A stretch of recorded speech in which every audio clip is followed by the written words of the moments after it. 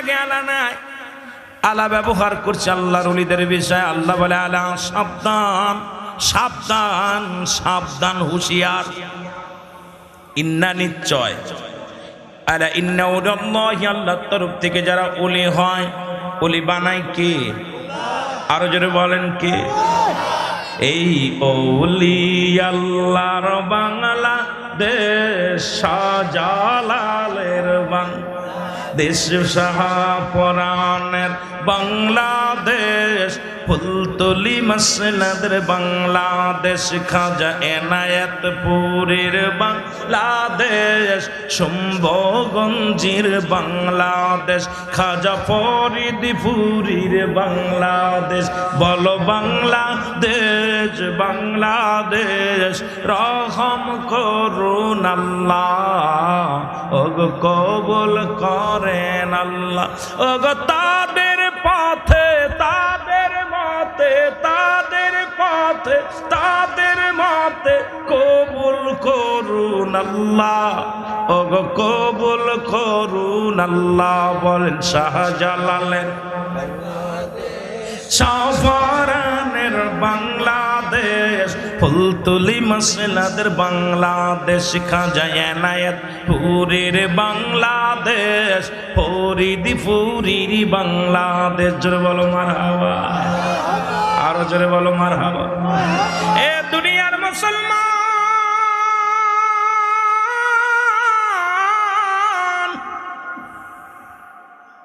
গাউসে পাক আব্দুল কাদের জিলানী তার কিছু মুরিদ একনিষ্ঠভাবে আল্লাহর গোলামি করে, আল্লাহর গোলামি এমন ভাবে জিকির আজগার করে।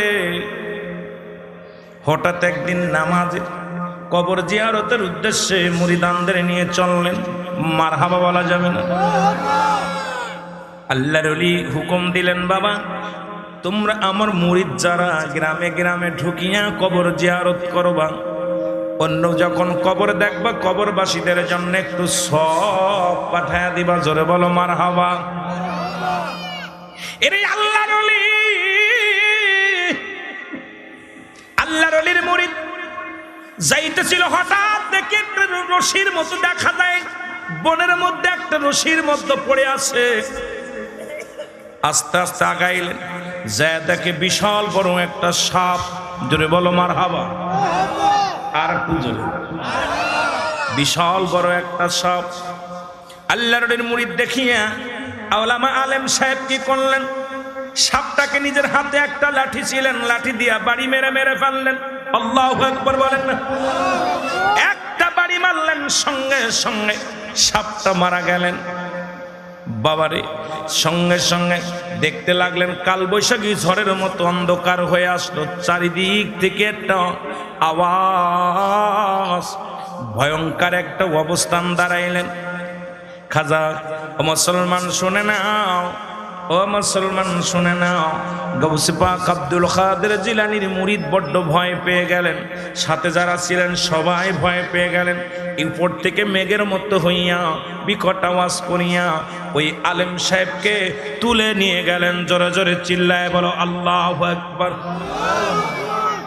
আরো যত মুরিদ ছিল সবাই আশ্চর্য হয়ে গেলেন, আমাদের লিডার গেল কই, মাওলানা সাহেব গেল কই? উনাকে নিয়ে চলে গেলেন। এদিকে গাউসে পাকের কাছে যাইয়া অন্য বাকি মুরিদরা বললেন, হুজুর সর্বনাশ। কি হুজুর? আপনার বড় যে মুরিদ উনি পথের মধ্যে একটা সাপকে মারলেন, সাপটাকে মারার পর সাপটা পথের মধ্যে মরে গেলেন। হঠাৎ করে কালবৈশাখী ঝড়ের মতো অন্ধকার হয়ে আসলেন, হঠাৎ করে আপনার মুরিদকে তুলে নিয়ে গেল, আমরা আর পায় না, গায়েব হয়ে গেছে, তাকে আর খুঁজে পায় না। আল্লাহর ওলি একটা মিষ্টি হেসে দিয়ে বললেন, বাবা বস, একটু ধৈর্য ধরো। জোরে জোরে চিল্লায় বলো মারহাবা। এর কেউ বুঝিতে পারে না রে ওলি আল্লাহর খেলা, বলেন কেউ বুঝিতে ওলি আল্লাহর খেলা, বলেন কেউ বুঝিতে।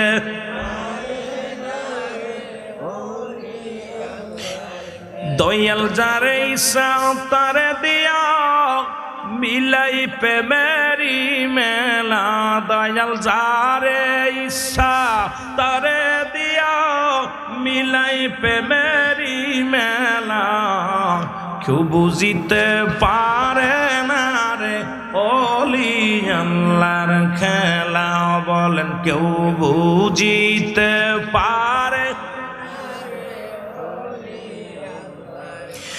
৩০ বছরে যারো জ্ঞানা কি পটে না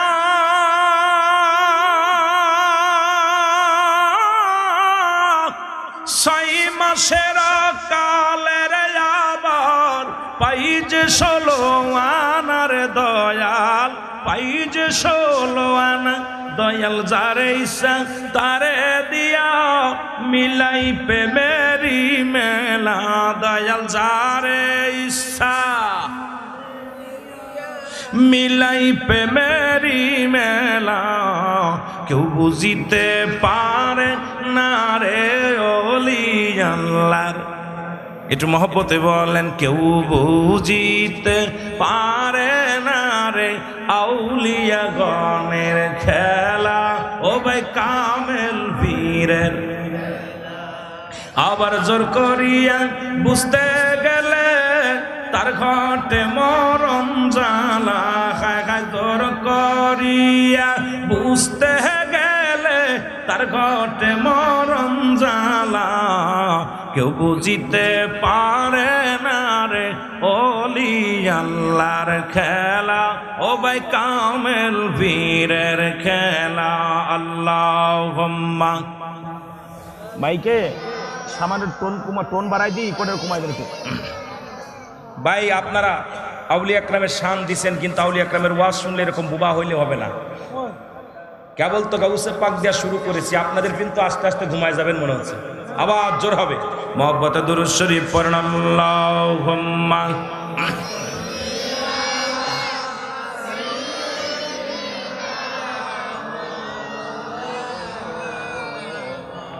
ওয়ালা আলি সাইয়্যিদিনা এমন হাবিব আমার মুক্তির কারণে লো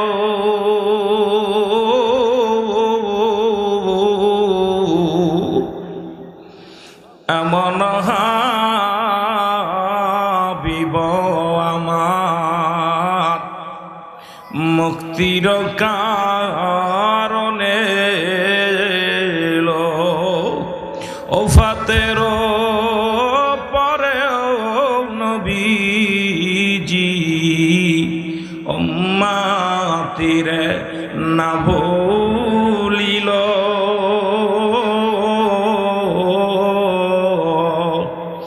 এমন হাবিব আমার মুক্তির কারণে আল্লাহুম্মা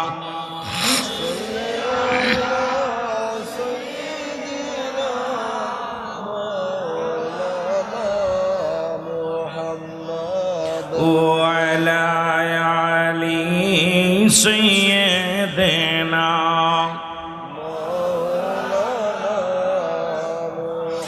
মুসলমান গভীর মনোযোগ গাউসে পাকের মুরিদ উনাকে নিয়ে চলে গেলেন একটা জঙ্গলের ভিতরে বিশাল একটা দ্বীপের মধ্যে নিজে রাখলেন রাখা পরে দেখলেন চারিদিকে অসংখ্য জিনেরা মারহাবা বলেন না বিশাল জিনের দ্বীপের মধ্যে জিনের সর্দারের দিক তাকাইলেন সর্দারের হাতের মধ্যে খোলা তরবারি জিনের সর্দারের হাতের মধ্যে খোলা তরবারি জিন উনার দিকে দেখে আগুন বাইর হচ্ছে চোখ দিয়া আল্লাহর ওলির মুরিদ চিন্তা করে উনি আমার পরে এত রাগান্বিত কেন উনি জিগাইলেন আপনারা কারা বলে এ মৌলানা সাহেব আমরা কারা তোমরা চেনো নাই আমরা হলাম জিন আর আমাদের জিনের সর্দার যিনি তোমার সামনে রাজ সিংহাসনে বসে আছেন, উনি হলো আমাদের জিনের সরদার। আমাকে এনে আনছেন কেন? কয় তুমি এই জিনের বাদশাহ তার সন্তানকে তুমি হত্যা করেছ, তোমার কঠিন বিচার হবে, এই জন্যে বাদশার হুকুমে আমরা তোমাকে তুলে আনছি বিচারের জন্য। জোরে জোরে বলো আল্লাহু আকবার। আল্লাহর ওলির মুরিদ বলে, বাবা আমি কাউকে হত্যা করি নাই, কোন মানুষ হত্যা করে হঠাৎ করে তাকায় দেখে একটা জিন, উনি মাথা ফাটা অবস্থায় শুয়ে আছে। আল্লাহর ওলি জিগায় এই লোকটাকে, বলে তুমি কেন জিগাইতো? সেই নেই তো, তুমি তো একেই মাথা ফাটিয়ে মেরে ফেলেছ, তুমি তো একেই তোমার হাতের লাঠি দিয়া তুমি তাকায় দেখো তোমার লাঠির মধ্যে এখনো রক্ত মেখে আছে, ওই লাঠি দিয়া তুমি রাজার সন্তানকে হত্যা করেছো, জিনের সর্দারকে হত্যা করেছো, তোমার মৃত্যুদণ্ড নিশ্চিত, তোমার মৃত্যুদণ্ড হয়ে যাবে। আল্লাহর ওলির মুরিদ বলে, আপনারা ভুল বলতেছেন, আমি কোনো জিন মারি নাই, আমি কোনো মানুষ হত্যা করি নাই, আমি বনের ভিতরে একটা সাপ মেরেছি, একটা সাপকে আমি বাড়ি মেরেছি। বলে, যে সাপটাকে তুমি মেরেছো সেই সাপটাই ছিল জিনের বাচ্চা, তুমি তাকে হত্যা করেছো, তোমার বিচার হবে। জোরে জোরে চিল্লায় বলো মারহাবা। আর একটু জোরে বলো আল্লাহু আকবার। আল্লাহর ওলির মুরিদ একটু ঘাবড়িয়ে গেলেন, ভয়ের মধ্যে খোলা তরবারি নিয়ে যখন আসতেছিলেন মনে মনে দোয়া পড়তে লাগলেন। কারণ গাউসে পাক আব্দুল কাদের জিলানী বলেছে, বাবা যখন কোনো বিপদে পড়বা সাহায্য চাইবা কার? আর একটু জোরে বলেন, আল্লাহর কাছে ফরিয়াদ করবা। উনি গাউসে পাককে স্মরণ করে মনে মনে স্মরণ করে আর আল্লাহর কাছে সাহায্য চায়। আল্লাহ তুমি গফুরুর রহিম, আল্লাহ তুমি দয়া করো গো আমার আল্লাহ, তুমি প্রভু, তুমি দয়ালু, তুমি মেহেরবান, তুমি ছাড়া আজকে বাঁচানোর কেউ আমার নাই। আল্লাহ তুমি আমাদেরকে দয়া করে দাও, দয়া করে আমাদের বাঁচাও। চোখের পানি ছেড়ে কাঁদতেছিলেন আর বলতেছে, গাউসে পাক আব্দুল কাদের জিলানী, আমি আপনার অদম, আমি অদম মুরিদ, আমার আদব নাই, বুদ্ধি নাই, আমি চিনতে পারি নাই জিনের বাদশাকে আমি হত্যা করেছি, আমি বড্ড ভুল করেছি। গাউসে পাক আব্দুল কাদের জিলানী, আজকে বিপদের দিনে আপনাকে আমি স্মরণ করলাম, আমার ভিতরে কোনো আদব নাই, কোনো বুদ্ধি নাই, কোনো মহব্বত নাই। এ গাউসে পাক আমি নগণ্য গোলাম, আমি মাওলারে ডাকলে আমার মাওলা হয়তো শুনবে না, আপনাকে ওসিলা করে গাউসে পাকের খাতিরে আল্লাহ তুমি আমারে দয়া করো, এই জিন জাতি থেকে উদ্ধার করো। গাউসে পাকের নামটা শোনার সঙ্গে সঙ্গে জিনের সর্দারের হাত থেকে তরবারিটা পড়ে গেছে, থরথর করে কেঁপে, সঙ্গে সঙ্গে তরবারিটা জমিনের মধ্যে পড়ে গেছে। জোরে বলো মারহাবা। গাউসে পাকের নাম শোনার সঙ্গে সঙ্গে তরবারি হাত থেকে পড়ে গেছে। জিনের সর্দার বলে, মানব জাতি তোমার পীরের নাম কি? আমার পীরের নাম খাজা গাউসে পাক আব্দুল কাদের জিলানী, যার নামটা বিনা অজুতে একবার নিলে কাল্লা কেটে পড়ে যায়, যার নামটা বিনা অজুতে নিলে একটা পশম কেটে পড়ে যায়। কিয়ামত পর্যন্ত গাউসে পাকের নামটা কোনো ব্যক্তি বিনা অজুতে নামটা নেওয়ার সঙ্গে সঙ্গে দেহ থেকে একটা পশম কেটে যায়। সেই গাউসে পাকের কত ক্ষমতা, কত পাওয়ার দিছে আমার আল্লাহ। আয় বড় পীর আব্দুল কাদের জিলানের জিলানী, তোমারি নামের ওসিলায় আগুন হয়ে যায় পানি। আয় বড় পীর, আরো জোরে বলেন, আয় বড় পীর আব্দুল কাদের জিলানের জিলানী, তোমারি নামের ওসিলায় আগুন হয়ে যায়। মাই জানে না ছেলের খবর, জানে কর্মধারিণী। ওই মোল্লা তুই কি বুঝবি গাউসে পাককে? সে মাই তো জানে না, যে মার পেটে জন্ম নিলেন গাউসে পাক আব্দুল কাদের জিলানী, গাউসে পাকের কেরামতি মাই বুঝতে পারে নাই, তুই বলবি কি বুঝবি? জোরে বলেন ঠিক কিনা? মাই জানে না ছেলের খবর, জানে গর্ভধারিণী তোমারি নামের ওসিলায় আগুন হয়ে যায় পানি। আয় বড় পীর আব্দুল কাদের জিলানীর জিলানী তোমারি নামের ওসিলায় আগুন হয়ে যায় পানি। বল তোমারি নামের ওসিলায়। মারহাবা বলা যাবে না, কষ্ট হচ্ছে আপনাদের। গাউসে পাকের কত জীবনী শুনছেন, ছোট্ট একটা কেরামতি বলতেছি আমি মাত্র। ওনার জীবনী নিয়ে অনেক আলোচনা করেছি আমি, গুনাহগার। ছোট্ট একটা বিষয় নিয়ে আলোচনা শুরু করেছি, যেহেতু শানে আউলিয়া। আপনাদের ওয়াজ করেই তো কুল পায় না, কোথায় যাবো রে মুসলমান, শোনা নাও। এবার জিন জাতির সরদার তরবারিটা ফেলে দিয়ে থরথর করে কাঁপতে লাগলেন। কই তুমি এমন একজনের নাম বলেছো, তুমি আগে বলো নাই কেন? বেয়াদবি হয়ে গেছে, আমারে তুমি ক্ষমা করো, আমি তোমারে মাফ করে দিলাম। আমার সন্তানকে হত্যা করেছো, আমার কোনো দাবি নাই। আমার সন্তান হত্যা করেছো। জিন জাতির যিনি কাজী ছিলেন, কাজীকে বলে হুজুর আমার সন্তানকে হত্যা করেছে, আমার ভিতরে কোনো কষ্ট নাই, কারণ যে গাউসে পাক যার নাম শুনে আমার অন্তরে কাঁদে গো, যিনি জগৎ বিখ্যাত আল্লাহর ওলি, তার মুরিদ যেটা বলছে ওইটাই ঠিক। যেহেতু আমার সন্তান জিনের শুরুতে ছিলেন না, ছিলেন সাপের শুরুতে, সুতরাং তিনি বুঝে মারেন নাই, না বুঝেই মেরেছে। এই জন্য আমি আল্লাহর ওলির মুরিদকে আমি ক্ষমা করে দিলাম। জোরে জোরে চিল্লায়া বলা যাবে না মারহাবা। জিনের সরদার বলতেছে ওনাকে সসম্মানে রাখি আসো, যাও। উনি বলছে আমাকে নিয়ে যান, চলা শুরু করছে। জিনের সর্দার বলে দাঁড়াও দাঁড়াও, তোমাকে আমি ক্ষমা করতে পারি, শর্ত একটা আছে। গাউসে পাকের নাম শুনে আমি তোমাকে মাফ করে দিছি, শর্ত একটা আছে, আমার সন্তানকে তুমি গোসল করাইবা, আমার সন্তানকে তুমি কাফন পরাইবা, আমার সন্তানকে তুমি দাফন করাইবা, আমার সন্তানের তুমি জানাজা পড়াইবা। যদি পড়ায় দাও জানাজা, তাহলে তোমাকে ছাড়তে রাজি। যারা বলেন মারহাবা। সঙ্গে সঙ্গে বলে হুজুর আমি রাজি। জিনেরদের কি করলেন? গোসল করাইলেন।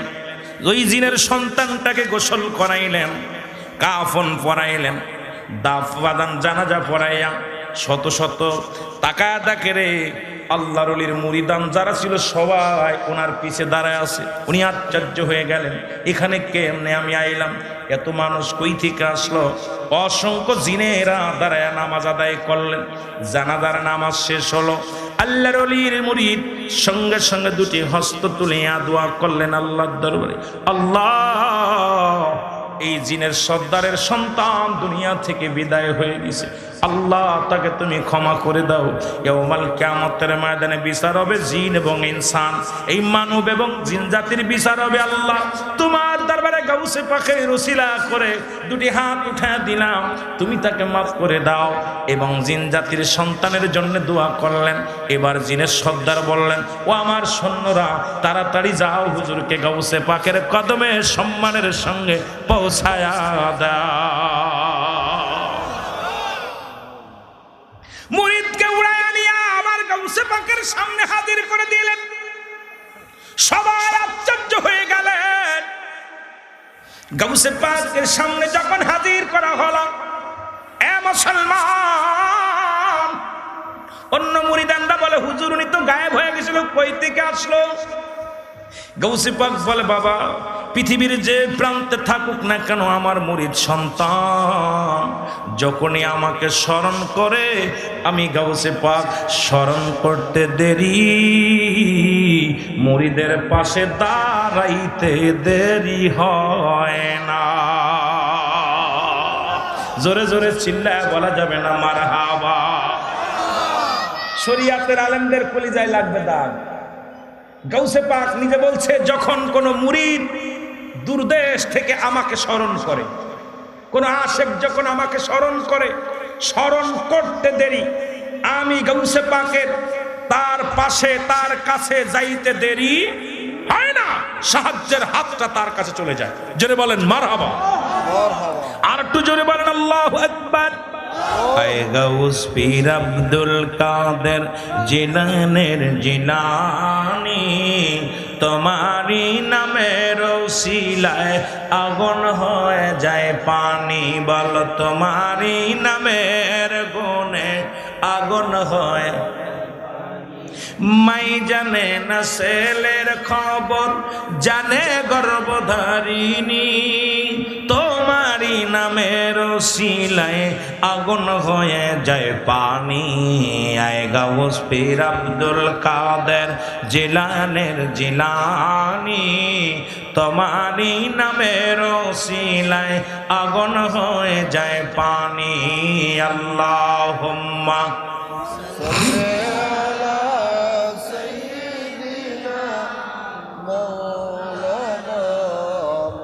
আরো জোরে বলেন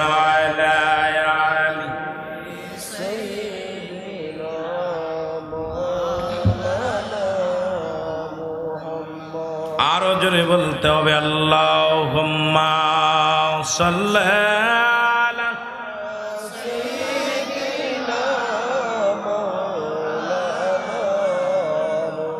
ওয়া আলি সাইয়্যিদিনা।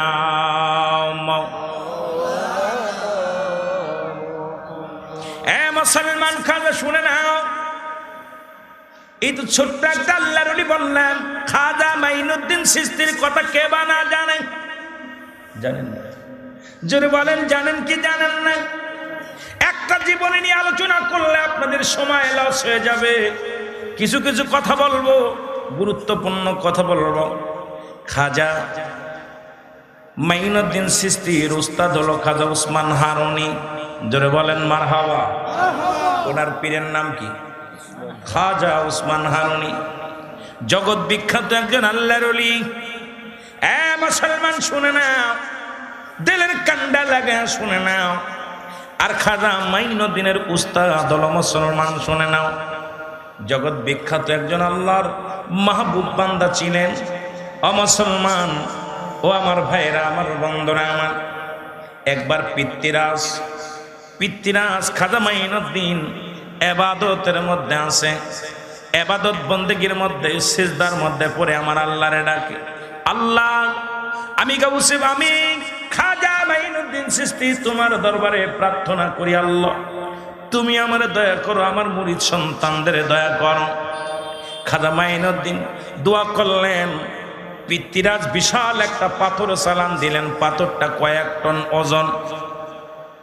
পাথর আকাশ দৌড়ে যায়, পাথরের দায়িত্ব হলো, পাথর তো নিচে আপনাদের সিলেট অঞ্চলে অনেক পাথর আছে, কয়েক টন আলা পাথর। যদি কেউ যান বাদান কোথায় যান, ইন্ডিয়া যান, সেরেন্দি শরীফে যান, খাজা মাইনুদ্দিন চিশতির দরবারে যান, ওই পাথরখানা দেখে আসবেন।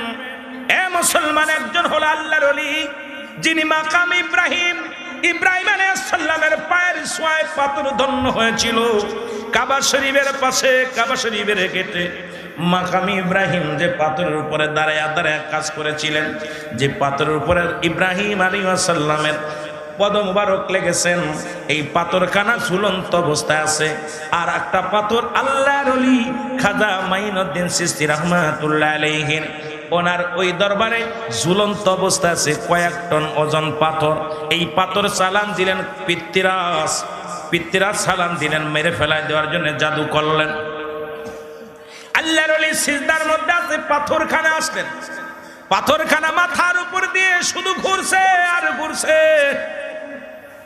খাজা মাইনুদ্দিন চিশতি ইবাদতের মধ্যে আছে, পাথরখানা মাথার উপর দিয়ে ভন ভন ভন ভন করে আওয়াজ হয়। খাজা মাইনুদ্দিন তাকায় দেখে বিশাল বড় একটা পাথর, যে পাথরখানা এই আপনাদের তাবুর চাইতেও বড়, কয়েক টন ওজন।